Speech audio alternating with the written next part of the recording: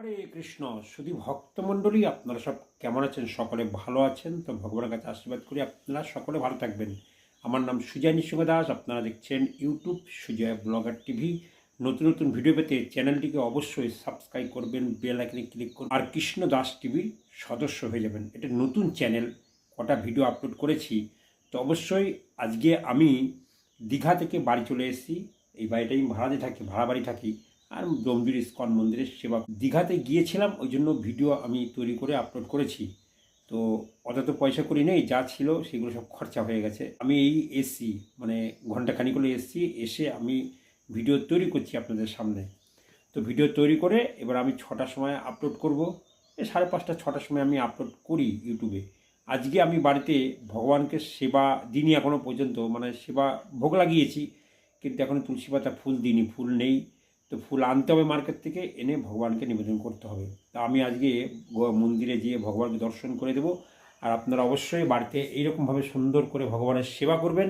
আর ভগবানের সেবা করার সাথে সাথে অবশ্যই ভগবানকে ভোগ লাগিয়ে প্রসাদ পাবেন। ডোমজুর মন্দিরের জন্য এটা নিয়ে এসেছি, ভগবানের মাথায় দেবো, আমি দেখাবো আপনাদেরকে সুন্দর করে। এটা আমার কাছ থেকে নিয়েছে 100 টাকা, আর একটা 70 টাকা, দুটো দুই রকমের নিয়েছে। বেতের, দেখতে পাচ্ছেন, বেত দিয়ে বানানো, সুন্দরভাবে, কত সুন্দরভাবে বানিয়েছে বেত দিয়ে। তো এই হচ্ছেন ব্যাপার। আর আর এখানে আমরা মন্দির দেখতে পাচ্ছেন, মন্দিরে আমি যাব এখন। আপনার জন্য ভিডিও তৈরি করছি, কারণ আমি যে টাইমে আপলোড করি সেই টাইমেই আমি আপলোড করে আপনাদেরকে দেখাবো। তো রাধা মাধব অষ্ট সখীবৃন্দ, এই যে আলক্ষ্যটা আছে, এটা আপনি মায়াপুরেও পাবেন, কলকাতা মন্দিরেও পাবেন, যে কোনো ইস্কন মন্দিরে আপনি পাবেন। বাড়িতে নিয়ে এসে এইভাবে সাজাবেন। আর এখানে আছে পঞ্চতত্ত্ব। মহাপ্রভু যে পঞ্চতত্ত্ব পেয়ে এই পৃথিবীতে এসেছিলেন মানব জাতিকে উদ্ধার করবার জন্য। এখানে আছে জগন্নাথ, সুভদ্রা, বলরাম। কারণ এই যে আপনি ভগবানের আলক্ষ্য দেখতে পাচ্ছেন, এই বিগ্রহ আছে হচ্ছেন মায়াপুরের রাজাপুর, সেখানে আছে। আর বিঘ্ন বিনাশকারী নৃসিংহ ভগবান।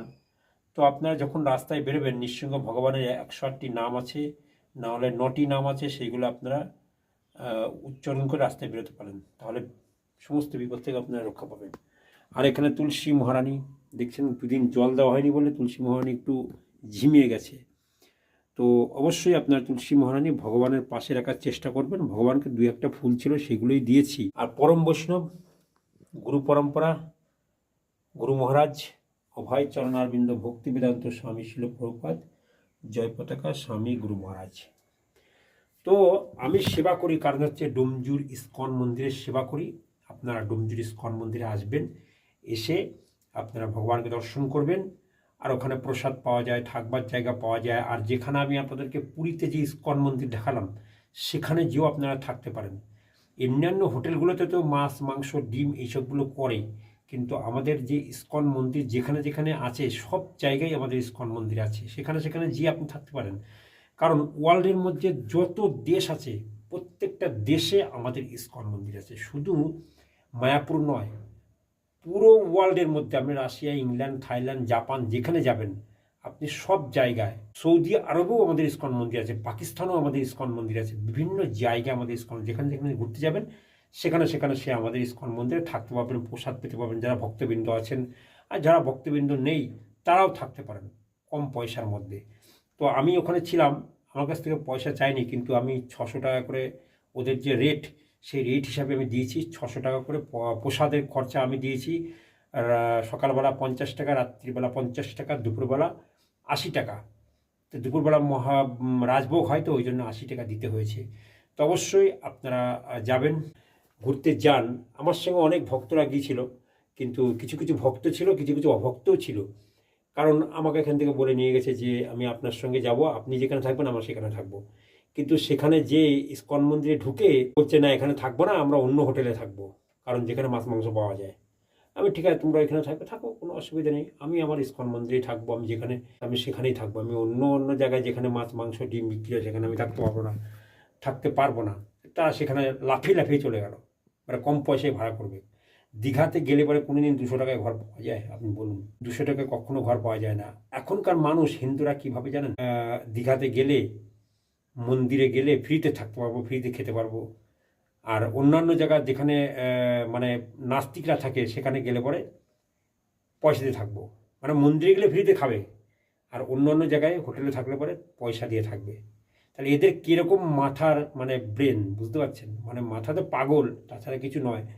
মানে মন্দিরে গেলে একদম 2 টাকা দিতে চায় না, আর মন্দিরে ঢুকে ভগবানকে তো দর্শন করেই নি, ওইখান থেকে পুরো বেরিয়ে আসলো। মানে আমি বেজ্জতি হয়ে গেলাম পুরো।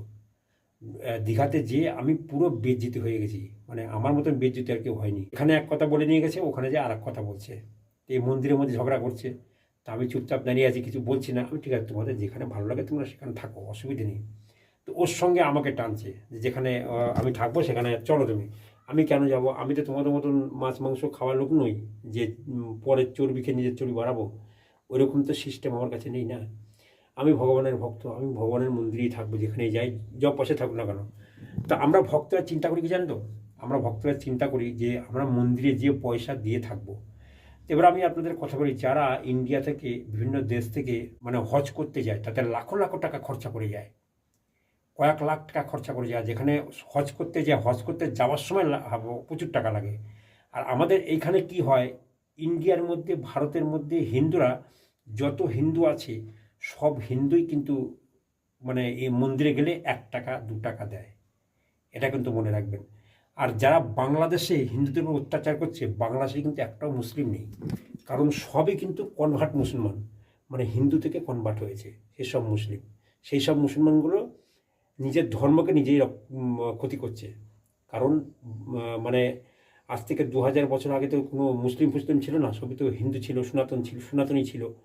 তা সেইভাবে বাংলাদেশে কেউ কিন্তু মুসলমান নয়, সব কিন্তু হিন্দু থেকে কনভার্ট হয়ে হিন্দু ধর্মকেই ক্ষতি করছে। এই হচ্ছে ব্যাপার। তা বেশি কিছু বলবো না। তা ভিডিওটা ভালো লাগলে লাইক করবেন, শেয়ার করবেন, কমেন্ট করবেন। যদি কথাগুলো খারাপ লাগে আমাকে ক্ষমা করবেন, যদি কথাগুলো ভালো লাগে অবশ্যই কমেন্ট করবেন। খারাপ কমেন্ট করবেন না, ভালো কমেন্ট করবেন যদি আমার কথা খারাপ লাগে। তো চলুন আজকে ভিডিও শেষ করছি। হরে কৃষ্ণ।